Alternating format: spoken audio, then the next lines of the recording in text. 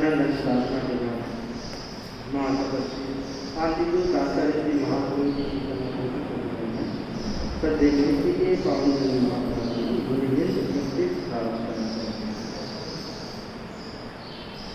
हमारे जीवन में भावों का बहुत बड़ा महत्व है। शरीर तंत्र अपना काम करता है, परंतु भाव तंत्र भी अपना काम करता है। भाव तंत्र व्यक्ति की मनस्थिति को प्रभावित करता है। अगर भावों का विज्ञान समझ में आ जाए तो व्यक्ति भावनाओं के द्वारा सामने वाले के विचारों में परिवर्तन ला सकता है और स्वयं के जीवन में भी परिवर्तन ला सकता है। अधिकतर लोग शरीर के स्तर पर जीते हैं, भाव के स्तर पर जीने वाले कम होते हैं। शरीर को समझने वाले फिर भी मिल जाते हैं, परंतु भावों को समझने वाले कम होते हैं। तो जरूरी है कि हम हमारे भाव तत्व को समझें कि कौन से भाव कैसी परिस्थिति उत्पन्न करते हैं। अगर सकारात्मक भाव है तो व्यक्ति के भीतर प्रसन्नता का निर्माण होगा, उसका चित्त प्रसन्न रहेगा। और नकारात्मक भाव है, घृणा और नफरत के भाव है, तो उसके भीतर में प्रसन्नता नहीं रहेगी, अवसाद और तनाव रहेगा। जैन दर्शन में कर्म बंधन का और कर्म की निर्जरा का एक साधन भाव माना जा सकता है। अगर भाव शुद्ध रहते हैं तो कर्मों की निर्जरा होती है, और भाव अशुद्ध बनते हैं, किसी के प्रति राग द्वेष युक्त भाव बनते हैं, तो वहां पर कर्म का बंधन हो जाता है। आपने वह घटना सुनी होगी खंडक मुनि की। खंडक मुनि की खान उतारी गई, परंतु क्यों उतारी गई? पिछले भाव में राजकुमार थे और उन्होंने एक काचरा छीना। आप लोग भी चिंते होंगे, सच्चियां चिंते हैं, सुधारते हैं। तो एक काचरा छीना, और काचरा छीनने में ऊपर से लेकर नीचे तक उसका छिलका बीच में टूटने नहीं दिया, अखंड रूप से उसको छीन दिया। तो छीन कर उनके मन में इतना प्रसन्न भाव हुआ, इतना भाव हुआ, देखो मेरे जैसा, मैंने पूरा काचरा ऐसे छीन दिया, छिलका भी नहीं टूटा। भाव में सीधा तो काचरा ही था, 1000 लोग छीनते हैं, क्या की बात है। परंतु उसके साथ भाव, प्रगाढ़ भाव जुड़ गए, और प्रगाढ़ भाव जुड़ने के कारण वहां चिकने कर्मों का बंधन हो गया, और वे चिकने कर्मों का उदय उनके खाद उतारने के रूप में सामने आए। कर्म तो भोगने पड़े। उसी काचर का एक बीज उनका बहनोई राजा बना, और उस बहनोई राजा ने अपने साले मुनि की खाद उतारने का आदेश दिया। क्यों हुआ? भाव तंत्र। तो भाव जब दूषित बनते हैं तो वह कर्म बंध के कारण बन जाते हैं, और भाव जब निर्मल पवित्र बनते हैं तो केवल ज्ञान के कारण बन जाते हैं। भगवान महावीर साधना करते करते गोदोरी का आश्रम में ऋतुबालिका नदी के किनारे वहां ध्यान मुद्रा में बैठे थे, और भावों की श्रेणी उनसे बनी, और उसी समय वहां को केवल ज्ञान प्राप्त हो गया। तो कितने कितने जीव ऐसे हैं जिनको भाव शुद्धि होते ही केवल ज्ञान प्राप्त हो जाता है। मरदेवा माता हाथी के होने पर बैठी थी, भाव शुद्ध हुए, केवल ज्ञान हो गया। तो भाव तंत्र का अपना विज्ञान है। उस भाव तंत्र के विज्ञान को समझकर हम बहुत सारे अशुभ कर्मों से बच सकते हैं, और अशुभ कर्मों को काटने का कार्य बिना कोई विशेष अन्य प्रयत्न किए बगैर भी कर सकते हैं। तो अपेक्षा है कि हम भावों के इस विज्ञान को समझें। जैन दर्शन में जिसे वेश्या विज्ञान कहा जाता है। तो तत्वबोध सप्ताह के अंतर्गत आज हम सुनेंगे मुनिश्री से जैन दृष्टि में वेश्या विज्ञान। ओम अहिंसा के अवतार भगवान महावीर स्वामी के श्री चरणों में कोटि से वंदन। अहिंसा यात्रा के प्रवर्तक आचार्य श्री महासमुद्र जी के श्री चरणों में कोटि से वंदन। मुनिवृंद, उपस्थित धार्मिक प्रेमी भाई बहनों, तत्वबोध सप्ताह के अंतर्गत जैन दृष्टि में वेश्या का विवेचन। भगवान महावीर की वाणी है,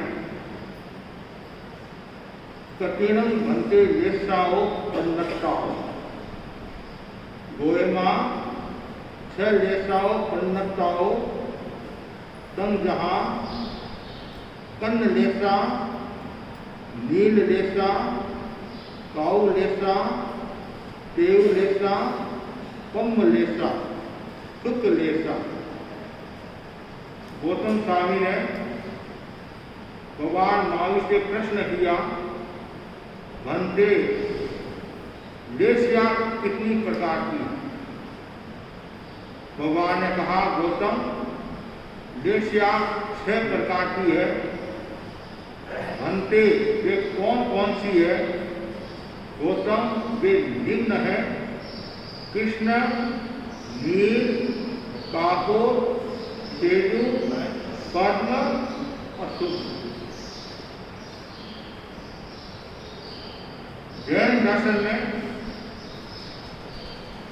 वेश्या का विशद विवेचन आता है।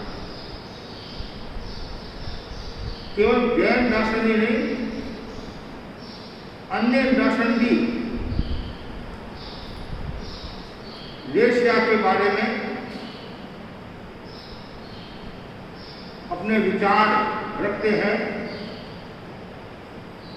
पहले केवल दार्शनिक जगत में वेश्या की चर्चा होती थी, अब वैज्ञानिक जगत में भी वेश्या की चर्चा हो रही है। नाम कुछ भी हो सकता है। महाभारत में भी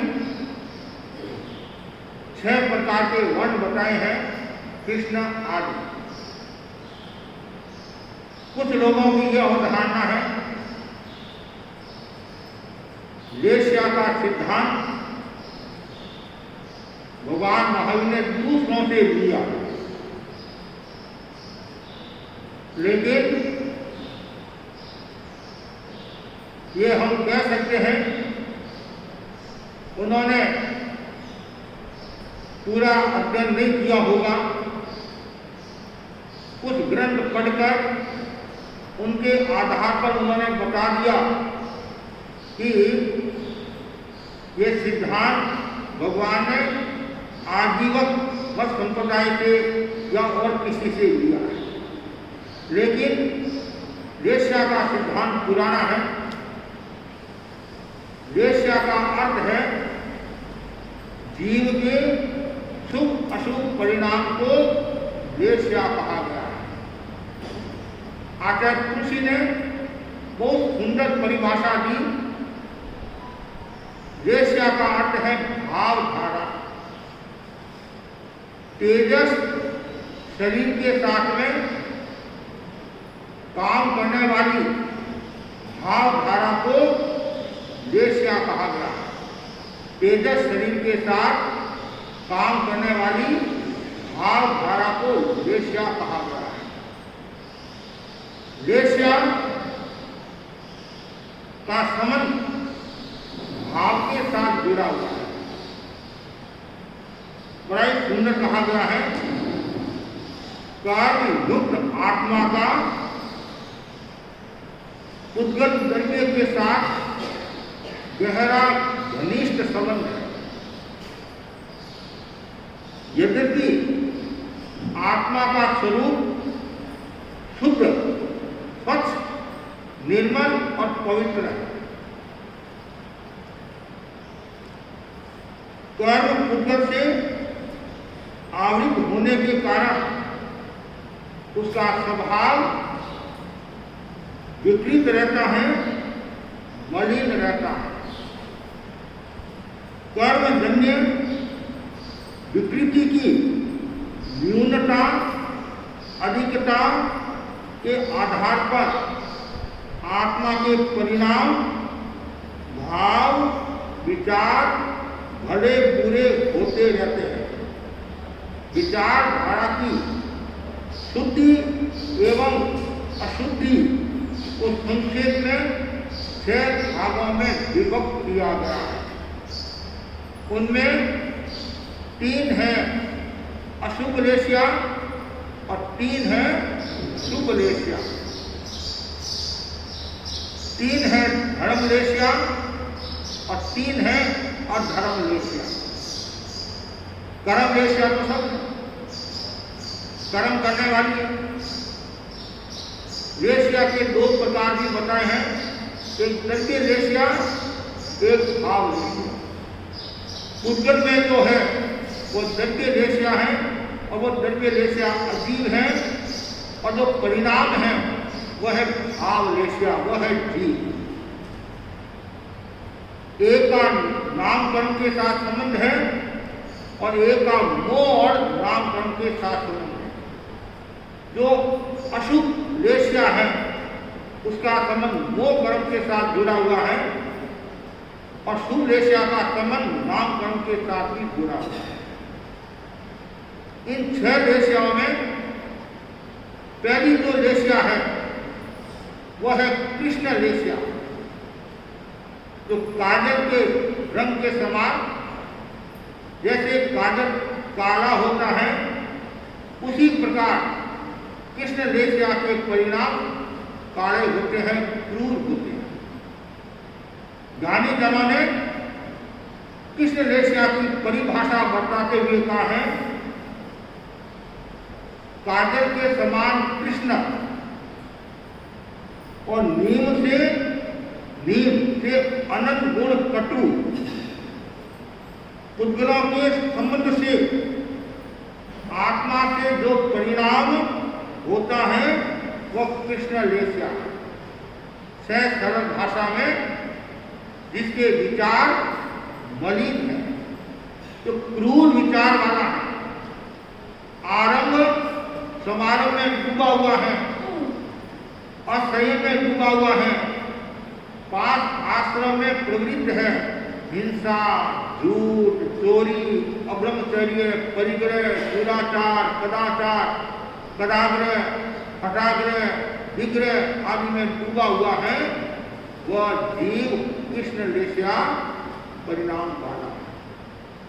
और जो कृष्ण लेशिया परिणाम वाला जो जीव होता है वह कभी भी सदगति को प्राप्त नहीं होता है, वह दुर्गति को प्राप्त होता है, अधोगति को प्राप्त होता है, निम्न गति को प्राप्त होता है। कृष्ण लेशिया वाला जीव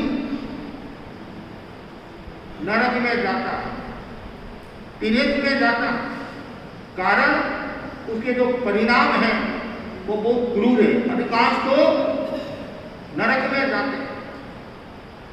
एक उदाहरण भी आता है, पहले भी हमने चर्चा की थी, तंदूर मत्स्य, तंदूर मासला भी उसको बोलते हैं, जो मगरमच्छ की आंख का जो भो होता है उसमें वो रहता है। छोटा सा जीव, संदीप पंचेली जीव, लेकिन इतने क्रूर विचार होते हैं, मरकर 7वीं नाथी तक भी चला जाता, 7वीं नाथी में जाता। उदाहरण इस प्रकार है, मगरमच्छ दोनों प्रकार के होते हैं, संधि और असंधि। 2.5 दिन के बाद असली मगरमच्छ की खूब है। तो असली होने के कारण उनके मन नहीं है, तो अब वो पानी में रहते हैं, समुद्रों में रहते हैं, उनका मुंह खुला रहता है, मछलियां आती हैं, मुंह में आती है जाती है, आती है जाती है, वो सारा दृश्य कौन देखता है? तंदुल मत्स्य देखता है। उसके मन में आया ये मगरमच्छ बेवकूफ है, इसमें अकल नहीं है, इतना बड़ा शरीर है, 1000 योजन का शरीर है और ये कुछ नहीं करता। यदि इतना बड़ा शरीर मेरा होता तो समुद्र में जितनी मछलियां आती है सबको साफ कर नहीं सकता। लेकिन परिणाम भावधारा, मलिन भावधारा के कारण कर्मों का बंध करता है और नरक में। कार सौंपी कसाई जो रोजाना 500 भैंसों को मारता,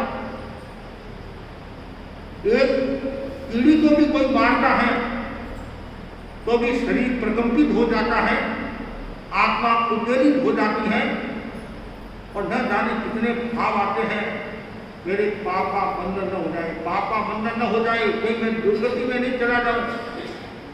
तो कुछ भाई बहन सजग भी होते हैं, साधु साधु भी सजग होते हैं, प्रायश्चित करके शुद्ध हो जाते हैं।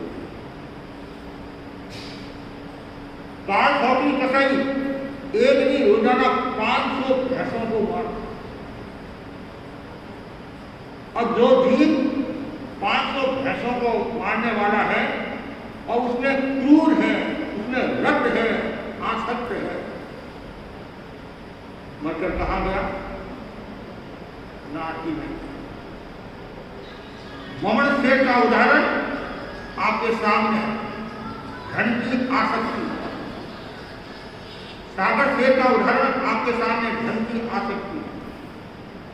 भगवान महावीर का पूर्ण भव, श्री कृष्ण वासुदेव का भव, क्रूर व्यवहार के कारण कहा जाते हैं?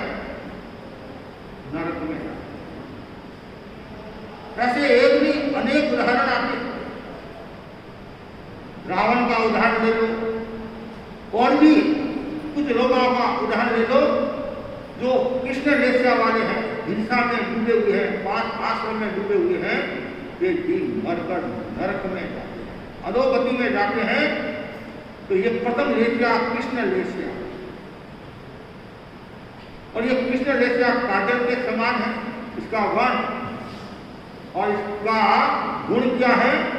नीम होता नहीं, नीम से अनंत गुणा कटु, इसका रस होता है। और गंध,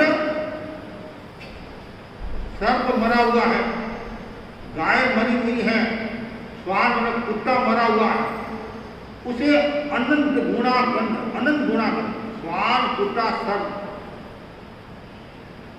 और उसके बाद में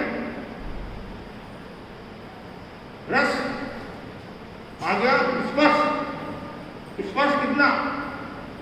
जो करवत होती है उससे अनंत गुणा खुरदरा कर्कश, ये कृष्ण लेस्या का होता है।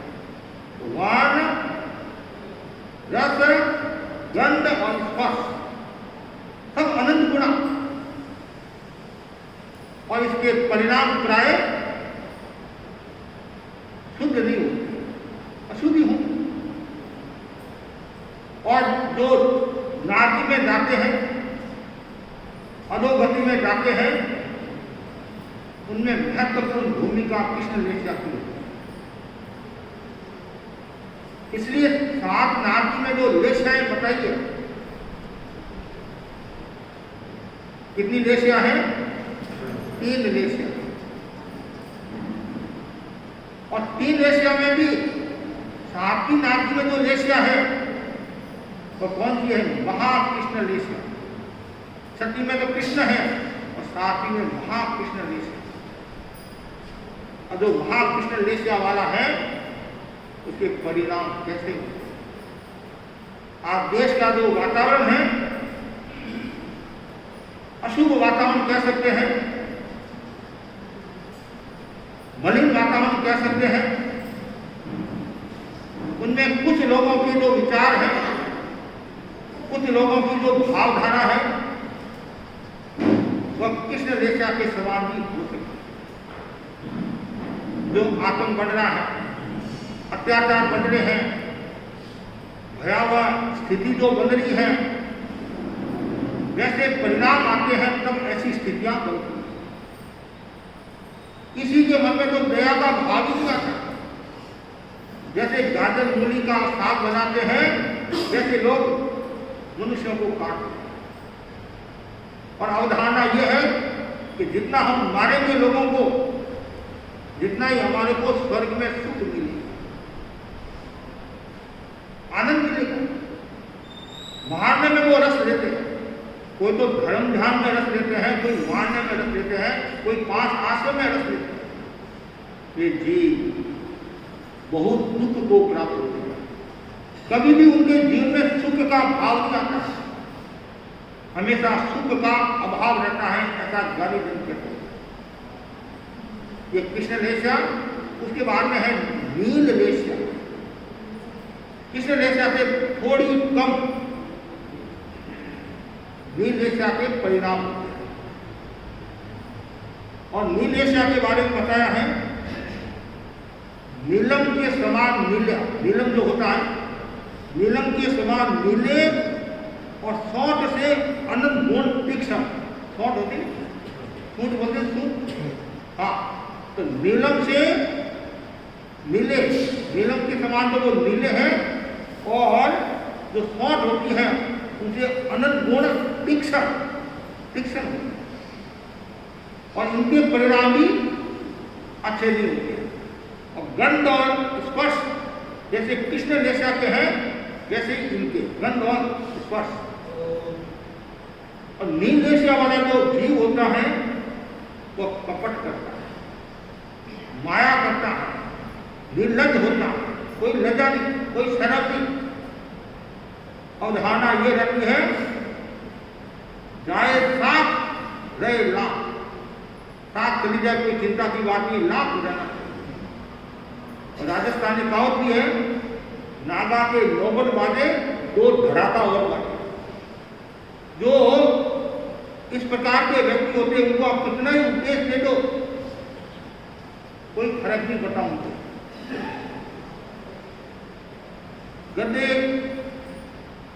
गधा लात मारता है तो भी व्यक्ति पूछ नहीं छोड़ता। तो कुछ लोग ऐसे भी होते हैं, कुछ लोग मूर्ख होते हैं, इसलिए कहते हैं मूर्ख को उपदेश नहीं देना। और जो मूर्ख को उपदेश देता है वो अपने जीवन को एक दृष्टि से बर्बाद भी कर सकता है। तो यहां बताया गया जो नील रेशा के जो परिणाम वाले जीव होते हैं वे स्वाद लोलुप भी होते हैं, खाने में इतने आसक्त है, शब्द में, रूप में, रस में आदि है। और स्वाद और साधना को लीन करने वाला, साधना को नुकसान पहुंचाने वाला एक तत्व है, वो है स्वाद लोलुपता। साधु बन गया और स्वाद में डूबा हुआ है, ये माल आए, ये माल आए, ये माल आए, उस घर में ये माल आता है, उस घर में ये माल आता है, और बाकी के घर छोड़ दो। जो स्वाद लोलुप होता है वो ऊंचाई को प्राप्त नहीं होता। इसलिए आचार्य भिक्षु ने कितना सुंदर कहा है, हम साधु हो गए हैं, स्वाद लोलुपता का भाव नहीं रखना। और हमारा एक नियम है, जहां भोज होता है उस भोज में हम गोचरी नहीं डालते। और ऐसे भी आचार्य महात्मा जी ने तो ये नियम बना दिया, तो तपस्या के उपलक्ष्य में कोई भोज करता है, पूरे गांव को न्योता देता है, तो उस स्थान पर गोचरी नहीं करता। मृत्यु भोज में भी एक संख्या निर्धारित है, उसे यदि ज्यादा है तो वहां भी गोचरी नहीं करता। तो आचार्य भिक्षु ने नियम बनाया, महासमाधि गुरुओं ने ये नियम कि क्यों बनाया कि साधु स्वाद में नहीं डूबे, साधु नहीं बने वो साधु रहे। जो स्वाद में डूबेगा तो क्या होगा, साधु हो जाएगा। और जो साधु होता है, दिन भर खाने वाला होता है, खाऊं खाऊं, हमारी भाषा में क्या बोलते, खाऊं खाऊं, दिन भर खाने का जो भाव रखता है, फिर वो साधना कैसे करेगा, माड़ा जाप कैसे करेगा? वो तो ये सोचेगा कि कौन सा क्षेत्र अच्छा है या माल पानी मिलता है। और आप जानते हैं, जो माल खाता नहीं उसके मार पड़ती है, जो माल खाता है उसके मार पड़ती है, और जो माल नहीं खाता है उसको कोई खतरा नहीं है। उत्तराधीन सूत्र में एक बहुत सुंदर छोटी सी मानसिक प्रेरणा देने वाली घटना आती है। एक शेर के वहां, शेर चले गया, कोई आदमी के यहाँ एक मेमना, ये भेड़ का बच्चा होता है, मेमना ही बोलते, भेड़ का बच्चा था, और घर में गाय भी थी, बाछड़ा भी था। शेर रोजाना क्या करता, गाय को तो सूखी घास, बाछड़े को भी वो, और मेमने को रोजाना माल खिलाता, और माल खाते खाते शरीर भी विस्पुष्ट हो गया, 100 किलो का हो गया, तगड़ा हो गया। एक दिन बादशाह अपनी माँ से कहता है, दुखड़ा होता है, माँ हम इस शेर को दूध देते हैं, गाय को देते हैं, दूध देते हैं, फिर भी हमारे को सूखी घास कोई हमारा मिलने नहीं, और ये जो मेमना केवल पेशाब करता है, मिंगनिया करता है, और इसको इतना मार। माँ ने बड़ी मार्मिक बात की, बेटा धीरज धीरज, धैर्य रख, धैर्य रख, धैर्य। कुछ दिनों के बाद में क्या हुआ, घर में मेहमान आए और घर मांसाहारी था, तो सेठ ने सोचा लोग भी काफी आए हुए हैं, बाहर से इतनी व्यवस्था कैसे करूंगा, समय लगेगा, और घर में ये मेमना है ये।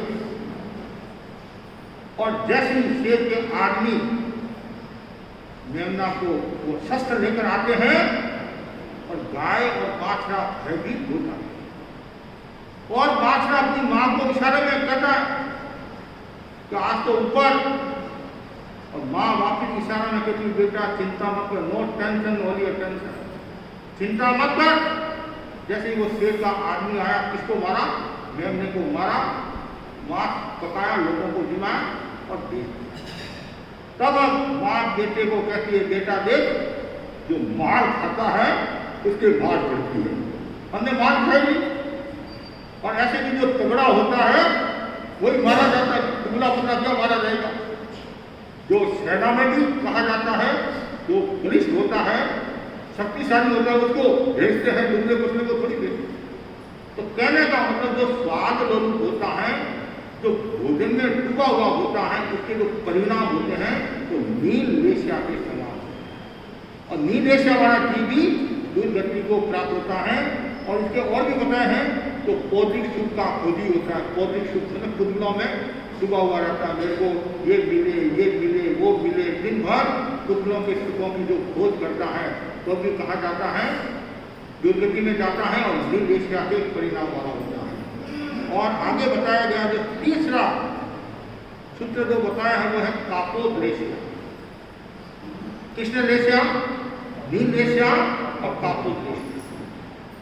कृष्ण वेश्या से थोड़ा कम नील वेश्या का व्यवहार होता है, उससे कम कापोद्रेष्या, ऐसे मतलब कम होता जाता है, ज्यादा से कम होता जाता है। तो कापोद्रेष्या है वो कबूतर के गड़े के समान, उनकी जो गिरवा होती है कबूतर के गड़े के समान, और कच्चे आम के रस से अनंत गुना कसेला। एक तो होता है पक्का आम, एक होता है कच्चा।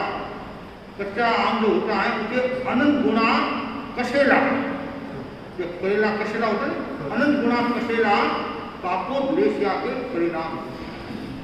और इनके जो परिणाम वाले जो जीव होते हैं वो कौन कौन होते हैं, तो कार्य व बोलने में वक्रता का भाव रखते हैं। कुछ लोग ऐसे होते हैं वाणी में वक्रता होती है, मिठास नहीं होता, टेढ़े होते हैं, कुछ मन से भी टेढ़े होते हैं, कुछ वचन से भी टेढ़े होते हैं, कुछ काय से भी टेढ़े होते हैं। तो कार्य में और बोलने में जिसके वक्रता टेढ़ा और दूसरा बताया दूसरों को कष्ट देने वाली भाषा बोलने वाले, दूसरों को कष्ट देने वाली भाषा बोलते हैं, अच्छी भाषा नहीं बोलते। आप कभी कभी घरों में भी देखते हैं, सासू बहू को कुछ बोलती है, बहू सासू को कुछ बोलती है, बेटा बाप को कुछ बोलता है, बाप बेटे को कुछ बोलता है। बोलना तो पड़ता है, लेकिन एक प्रेम के साथ बोलता है और एक कटु भाषा का प्रयोग और कष्ट देने वाली भाषा का प्रयोग करता है। तो भाषा 4 प्रकार की बताई, सत्य भाषा, असत्य भाषा, मिश्र भाषा, व्यवहार भाषा। सत्य भाषा में भी कुछ लोग क्या है कि महाराज हम तो खरी खरी बात सुनाने वाले होते हैं, खरी खरी बात करने वाले होते हैं। तो ज्ञानी जन कहते हैं तुम खरी खरी बात सुनाने वाला है, खरी खरी बात कहने वाला है, खरी खरी बात सुनने के लिए तैयार है, कि सुनने के लिए तैयार नहीं तो फिर चुप रहने में मजा है, ये तो सजा है। सुनाने में तुम उस्ताद हो तो सुनने में भी उस्ताद होना चाहिए, एक तरफा गाड़ी नहीं चलती। तो हम क्यों ऐसे कटु वचन बोले, क्यों कटाक्ष में बोले, क्यों कष्ट देने वाली भाषा बोले। कष्ट देने वाली जो भाषा बोलता है सामने वाले व्यक्ति को कितनी पीड़ा होती है, कितना दर्द होता है। ऐसा कहा जाता है शरीर में घाव होता है, घाव वो तो दवाई आदि के द्वारा घाव को भर दिया जाता है, लेकिन वचन रूपी जो घाव है तो कभी भरता नहीं। आज से 50 साल पहले आपने किसी को कुछ कह दिया, कोई कटु वचन कह दिया, मन भेदी भाषा का प्रयोग कर दिया, मन प्रकाशन कर दिया, और जैसे वो आपको मिलेगा नहीं उसके दिमाग में वो करण कि वही आदमी 50 साल पहले इसने मेरे साथ में ऐसे शब्दों का प्रयोग किया। और जो इस प्रकार के जो जीव होते हैं ये जीव कापोद्लेशिया वाले होते हैं और कभी भी सुख और शांति का अच्छी तरह से जीवन जी नहीं सकते।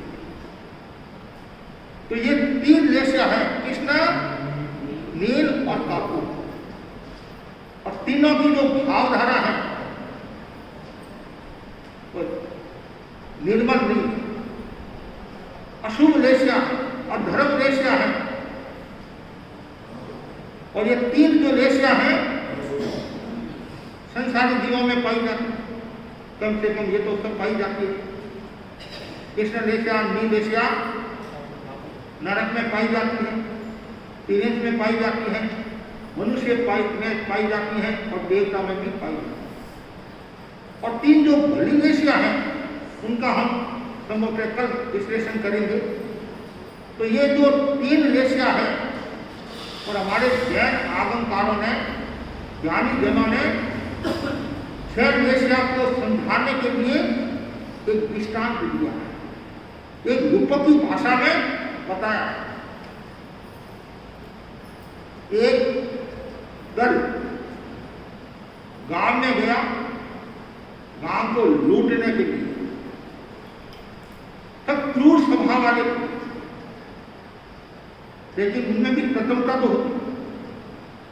आज यहाँ इतने भाई बहन रहते हैं तो कोई नरम प्रकृति वाला भी है, कोई गर्म प्रकृति वाला भी है, कोई थोड़ा तेज है, कोई ज्यादा तेज है, कोई कम तेज है, कोई कम ठंडा है, तो सब तरह के होते हैं। उनमें भी सब तरह के लोग थे। गांव में पूछे, उनमें से एक व्यक्ति बोला, 6 आदमी से एक व्यक्ति बोला गांव को हमें लूटना है, और गांव में जितने प्राणी हैं, चाहे मनुष्य हो चाहे पशु हो, सबको खत्म करना। एक भी जीव को जीवित नहीं रखना है, सबको खत्म करके मार लेकर हमें खाना है। दूसरा व्यक्ति बोला, पशुओं ने हमारा क्या दिया, ये तो निर्जीव प्राणी, इनको हम क्यों मारे, ये इन्होंने हमारे को क्या तकलीफ दी, तो हम मनुष्य जाति को मारे। तीसरा बोला, स्त्री हत्या महापाप, स्त्रियों ने हमारा क्या बिगाड़ा, तो हम स्त्रियों को नहीं मारेंगे और मनुष्यों को मारेंगे। चौथा बोला, मनुष्य में भी हर मनुष्य को नहीं मारना, जिसके पास में शस्त्र है उन मनुष्यों को मारना। पांचवा बोला, शस्त्र वालों को भी नहीं, जो हमारे से मुकाबला करने के लिए आए उनको छठा बोला, इन सब की आवश्यकता है। हमारे को धन की आवश्यकता है। लूट खसोट से हम धन प्राप्त करेंगे, वो भी बहुत बड़ा पाप है, वो भी पाप है। लेकिन इन प्राणियों की क्यों हिंसा करें, सबको क्यों मारे? हमारे को धन की आवश्यकता है और धन पड़ा है, धन लेकर चले जाए। 6 बातें, 6 विचार, 6 व्यक्ति, 6 विचार। प्रथम व्यक्ति के विचार किसके समान? कृष्ण लेसा। और जब व्यक्ति कृष्ण लेसा परिणाम वाला होता है, उसमें भाव में इतनी मलिनता होती है, उनको कुछ नहीं दिखता। और सामने बाप है, बेटा है, भाई है, काका है, कुछ नहीं। एक बात तो उड़ा, वो कृष्ण लेसा। और ऐसे करते करते करते लास्ट में हम शुक्ल लेसा एक परिणाम भी हमारे जीवन में आ सकते हैं, आते हैं। इसलिए हमें क्या करना है? कृष्ण नील और पापोपदेश हमारे भीतर में नहीं। और ऐसे तो पहले गुणस्थान से लेकर 6ठे गुणस्थान तक 6 वेश्या पाई जाती है।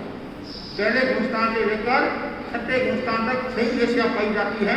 हमारे में भी कृष्ण वेश्या का भाव आ सकता है, हमारे में भी नील पापोपदेश का भाव आ सकता है। प्रसन्न राजसी का उदाहरण हमारे सामने है। तो साधना में ध्यान में नरक का बंधन कर लिया था, मतलब नरक में जाए वैसे कर्म कर दिए थे, तो हमारे मन में भी वो। लेकिन 7वें गुणस्थान में 3 शुभ लेस्या रहती है, वहाँ अशुभ लेस्या रहती है। और 8वें गुणस्थान से लेकर 13वें गुणस्थान तक केवल 1 शुक्ल लेस्या रहती है, तो वहाँ सब भाव परिणाम अच्छे हैं। और 14वें गुणस्थान में कोई लेस्या नहीं। क्यों?